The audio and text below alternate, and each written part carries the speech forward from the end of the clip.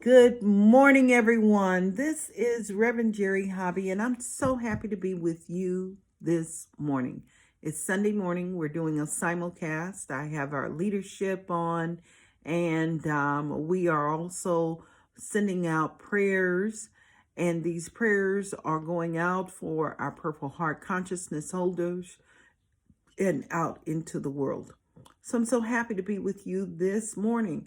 And this morning we have our leadership with us too. So I'm going to invite our leadership to say hello to you. So I'm just going to take a moment now. They are muted because we want to make sure we have a very good transmission. I'm unmuting all, and I'm going to invite you all to say hello. First, we have Catherine Redmond, our media expert. Catherine, what is it that you want to say to the group this morning? I just want to say good morning and I'm so blessed that we're all here together this morning because I just love this ministry and I love the people that I'm associated with. And I encourage all of you to join us whenever possible. Wonderful. Thank you, Catherine.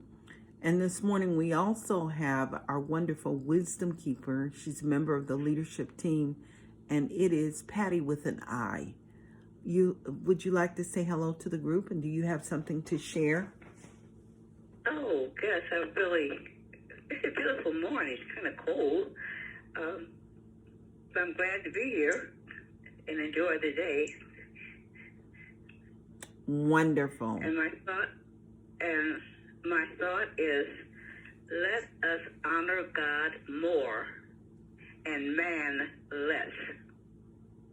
Let us seek within the cause. It can be found in no other place. Wow. Thank you, thank you, thank you, thank you. God first. It sounds like first cause to me when we talk about honoring God first and man less. When we talk about man, we're talking about that outer figure. We're talking about something that is constantly changing and morphing into something else. And if you don't believe me, I just want to invite you to consider how you came into the world. And you were this tiny itty bitty little thing. And this tiny itty bitty little thing has continued to grow and morph and morph and morph into something else. And that morphing has nothing to do with the outer thing. That morphing has something to do with that which is within us all. Thank you, Patty, for that wonderful sharing. And this really leads into what we are focused on today, and it is focused on being grounded. So I had a wonderful prep in terms of getting ready for this talk, and my best preparation is engaging in the world. So I just had a wonderful conversation with a family member last evening. We were sitting together and at a wonderful birthday celebration dinner, and she was sharing with me about the process of being grounded and how being grounded can impact our lives.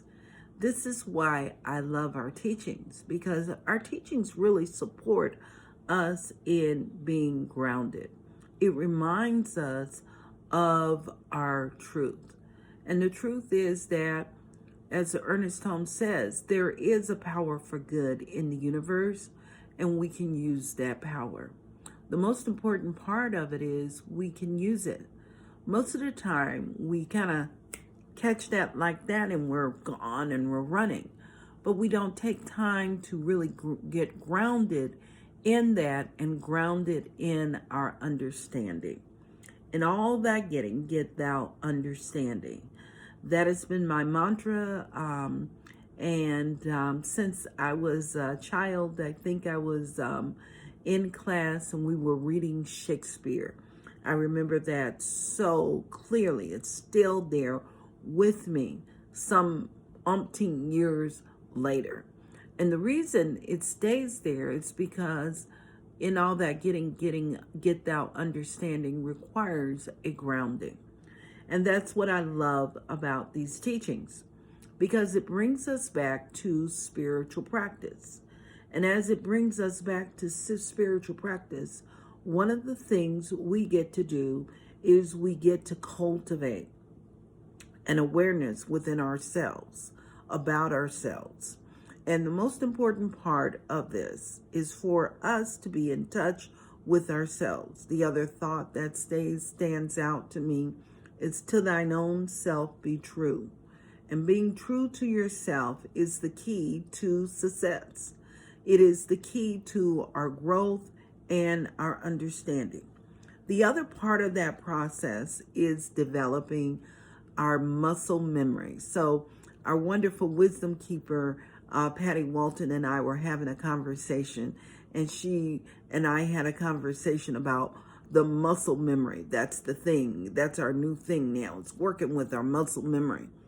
And the reason we work with our muscle memory is because as we continue to evolve, as man continues to evolve, what happens is atrophy can easily slip in.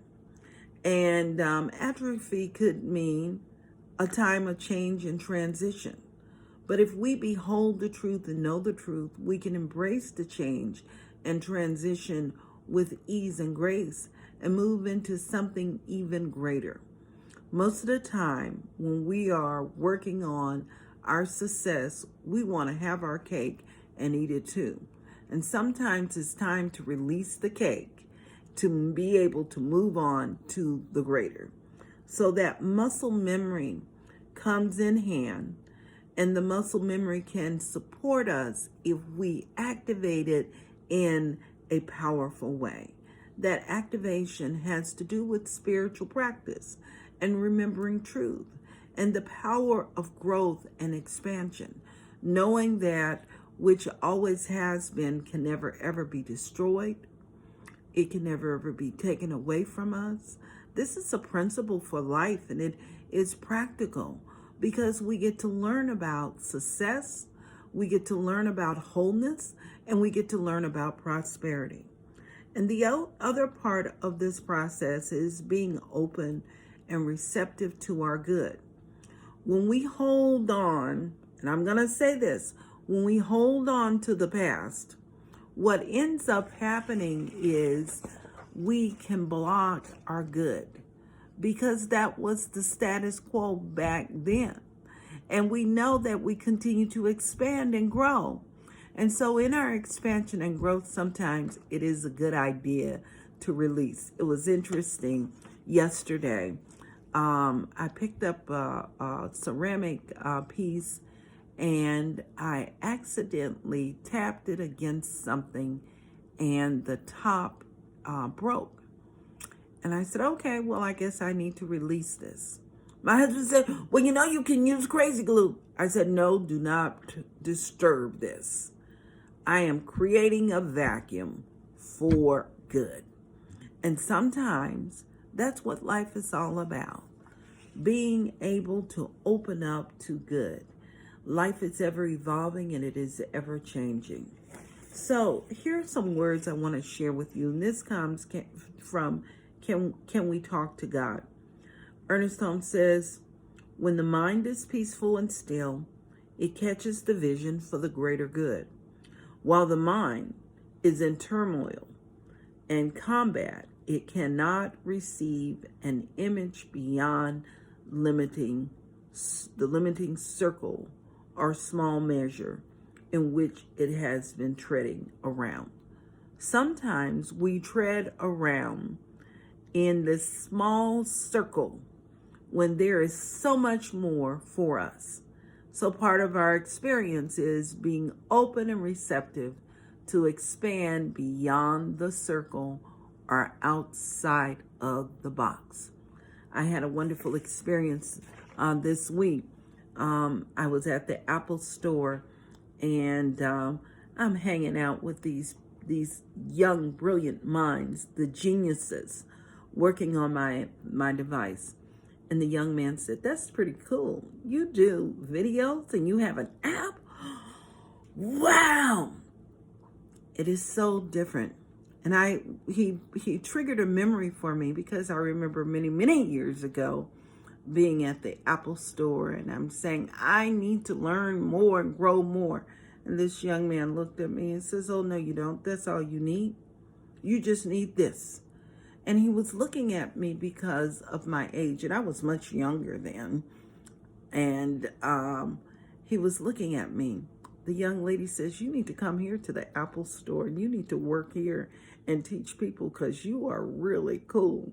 And look at what you did. And you teach people that?" Yes. This is a part of our expanded growth. But part of that had to do with getting centered and poised and intentional in terms of where we were going. When we become centered and poised, we learn so much. We can grow so much. We can expand. And so in order for that to happen, it requires that we anchor in faith. So this is what Ernest Holmes says. He says, our part is to be ready and willing to be guided in truth and liberty. And for me, that is faith. He continues to say, all doubt and fear must go. In their place must come faith and confidence, for we shall be led by the Spirit into all good. So with that in mind right now, my way of anchoring in faith and being led by Spirit is being centered and poised. And part of that is stabilizing ourselves intellectually, spiritually, physically, and emotionally. And that requires the anchoring with our muscle memory of truth. So I'm remembering the truth. And the truth is, love is all there is. That we're all created regardless of how we got here, regardless of the experience. We are all created in love. I want you to hear that. We are all created in love. And so because we are all created in love, this is the answer to our healing. Whatever it is that's going on in our lives right now, whether it is we're experiencing any sense of disease because of lack of confidence, maybe perhaps it has a lot to do with something happening in our lives physically. Maybe it has something to do with our finances or our prosperity. Or maybe perhaps we're not feeling very well, not very confident about ourselves. Maybe perhaps the world has told us a whole bunch of things. It's time to exercise the muscle memory of truth. My way is moving into the heart space. So I'm going to invite you to join me with what we call a heart lock-in. And then we'll move into prayer. So I'm going to invite you to just simply breathe with me right now. And as we're breathing, we're going to slow down. The biggest part about life is people get on this autopilot and they're going so fast, they cannot think. They think they're thinking, but they're not thinking clearly. And as a result of that, we make poor decisions. So I'm going to invite you to simply breathe with me. We're going to breathe in on the count of 5 through our nose. And we're going to exhale on the count of 5 through our mouth. Let's do that again.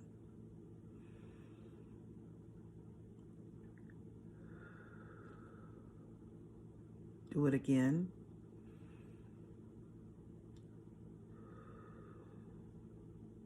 Do it again.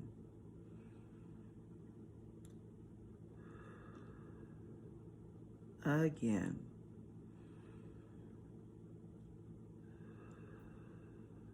Again.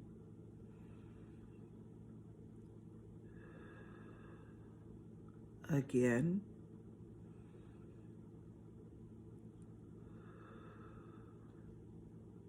Again.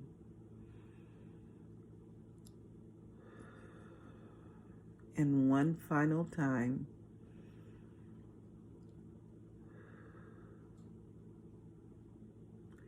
And now I want you to continue to breathe. And I want you to recall a moment of kindness or a moment of compassion or deep appreciation or self-care. And breathe.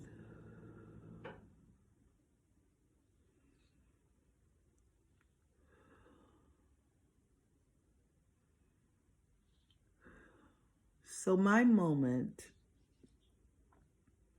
is a moment that I just recently experienced, that I'm allowing to be a part of my experience in life. And that there is kindness, there is joy, there is compassion in the world. And my experience had to do with a family gathering, a birthday celebration yesterday. And that birthday celebration was for my nephew who just turned 50 years old. The act of kindness was a birthday celebration that was set up, and it was all anchored and grounded in love. It was a collaboration between his wife and his sisters. And in that collaboration, they set up the ambiance in one of the most wonderful restaurants.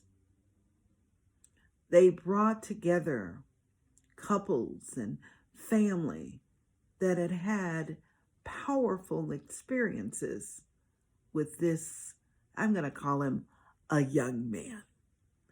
And the stories that circulated and his engagement with everyone was an act of love. And it was that act of love that supported him all of his life. So I'm remembering that wonderful experience now. And I'm remembering and reflecting on the kindness that he shared with people, supporting people and feeling included. I'm remembering his wonderful acts and bravery for his love of his family. I'm remembering his gift, and that gift is the gift that he's given to everyone. And his mom summed it up well. As he was born into this world, he was born with a gift, and that was the focus. Even though there was something that happened in his life that could have been his crutch and traumatized him all of his life because of an injury at birth with one of his arms. But the most important part is he never viewed it as a limitation, and the world has never viewed it as a limitation.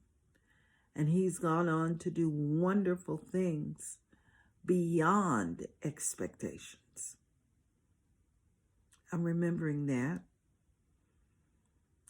And it makes me feel good, and it smiles, and it encourages me. And it supports me and reminds me I can do this and so much more. I want you to remember your moment, and if you can't remember your moment, grab this one.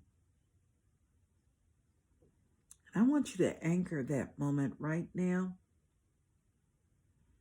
And as you're anchoring it, I'm going to remind you of the power of kindness and compassion, the power of deep appreciation, and the power of care. All these things sum up this individual and so much more. And it is your truth right now. And as we are anchoring in that, I'm just going to speak my word this morning, remembering the power of love and knowing that love is the essence of all creation and all beauty that we experience in the world, all joy that is experienced in the world. It is the anchor and the foundation and the grounded experience of love in action. love expanding itself, love fulfilling itself, and love, the strength, that power and faith that moves into places we in our human experience are unable to go. And what I know about this wonderful presence right now is that it is alive, it's fully present, it thrives within me, and I know that it thrives within each and every single person that is a part of this experience right now. If they're listening, if they're viewing, I know that they are lifted up to the place of the Most High, that each thrives, and that this day is truly a day of birth. It is our birthday, each one of us. And I know that what has birthed itself is the spirit of love in action. It is the spirit of peace that passeth all understanding. It is that divine anchoring and that divine awareness that with God all things are possible, and that it is this divine awareness moving and fulfilling itself within each and every one of us. And I'm knowing that in this moment, the vision of truth fulfills itself within each one of us in a divine way. And what I'm knowing is that that wonderful presence of divinity is a practical experience right now. So what I'm knowing is everyone is lifted up, and we press on in that consciousness of perfect love. And it is perfect love that overflows and fulfills itself. So I'm acknowledging the spirit and the light of wholeness. I'm acknowledging it as creative. I'm acknowledging it as that prospering presence. And I'm acknowledging it as the peace and the harmony that is thriving within us and in all of our relationships. I'm acknowledging it as life ever giving of itself. It is that divine awareness of prosperity, and it is the divine awareness of wholeness. So in this very space, right here, right now, I am in deep gratitude for that wonderful energy that has fulfilled itself and personalized itself beyond that which we cannot even imagine. I know it has already begun even before I could think it or feel it or see it. That divine awareness of love in action. It has already created infinite good within all of our lives. And so in this space of joy and in this space of love, I simply release these words into that wonderful, sacred essence of universal law that always says, yes, yes, yes. It is done unto us as we believe. And it is in this awareness that I'm inviting you all to affirm with me.